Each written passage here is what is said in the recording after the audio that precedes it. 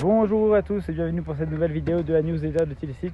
Cette semaine, cette vidéo est faite depuis la montagne, depuis la piste que vous voyez ici, le télésiège, le téléski qui sont devant vous et derrière moi les chalets pour cette vidéo spéciale des secondes fêtes de Pessah. Ce soir, nous allons traverser la mer et pour la traverser, nous allons être en compagnie du rabbin Meir Malka. Bonjour tout le monde. Nous allons d'ailleurs traverser non pas la neige, mais la mer ce soir. On a dans des températures un petit peu différentes. Ici, c'est votre capitaine de bord qui vous dit que nous allons traverser la mer à pied sec avec une température qui est ambiante, sympathique. À droite des poissons, à gauche des poissons, et nous traverserons à pied sec.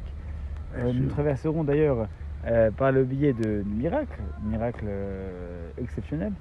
Et la traversée de la mer, dans le cantique de la mer, dans le Shir HaTayam, nous dit que Dieu nous a libérés Bizora Netouya.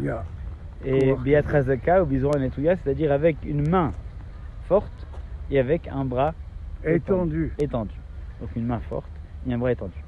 Il ne s'agit pas ici de revendiquer une quelconque désirata politique, il s'agit ici d'analyser deux personnifications. Dieu n'a pas ni main ni bras, non plus que la rivière n'a de coude. D'accord ? Oui. Donc, si Dieu n'a pas de bras ni de main, c'est donc des métaphores qui sont employées ici pour nous parler de la méthode avec laquelle Dieu nous a fait sortir d'Égypte et surtout traverser la mer. Alors, avec une main puissante, la main puissante, c'est ce que nous avons lu lors de la soirée de Pessah, puisqu'il est dit à propos de la troisième plaie que c'est le doigt de Dieu. La main puissante, c'est la puissance qui va être déployée sur la mer pour libérer le peuple d'Israël. On peut dire que c'est l'impact ponctuel, c'est l'impact de la mer, la traversée de la mer, qui est en soi un événement qui se suffit à lui-même. Mais ça n'est pas tout. La particularité de cette ouverture de la mer, c'est qu'elle a un impact conjoncturel, ponctuel, c'est-à-dire lié dans un moment de l'histoire, mais qu'elle continue et qu'elle a une conséquence sur le reste de l'histoire, puisque un bras étendu, si on en croit le commentaire du Maharal de Prague, c'est une manière de dire qu'on est sous le bras de Dieu, Dieu n'ayant pas, lui, n'étant pas défini par le temps, et bien en fait, il va ouvrir cette mer en étendant son bras dessus, c'est-à-dire en appliquant ce principe d'intemporalité. Ça veut donc dire qu'au-delà de la puissance qui a été déployée pour l'ouverture de la mer, eh bien, il y a aussi un autre principe qui est que cette ouverture est une ouverture qui a des conséquences sur la génération qui l'a vécue, mais sur toute l'humanité et toutes les générations à venir.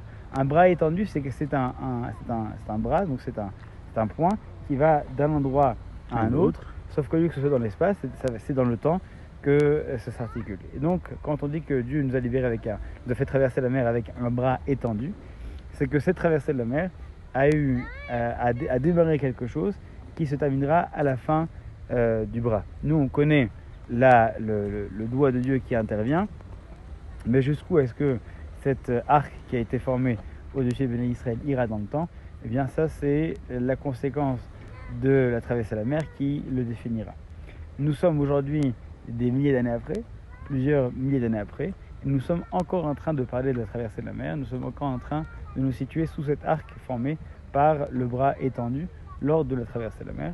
Et donc ça montre ainsi effectivement la conséquence de cette traversée si particulière et de cette méthode que Dieu a employée pour nous faire cette traversée, et la mer d'un côté et l'histoire de l'autre.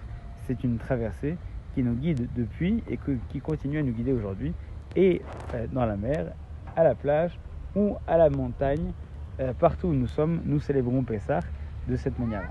Que Dieu nous permette de nous donner des fêtes qui rendent hommage aux efforts qui ont été déployés, et que nous puissions encore traverser de nombreux siècles la mer d'un côté, l'histoire de l'autre, jusqu'à la venue du Mashiach, où on verra bien s'achever le bras étendu de Dieu pour arriver d'un point de l'histoire à l'autre. Chag Pessah Kasher V'Sameach. Chag Pessah Kasher V'Sameach. Amen.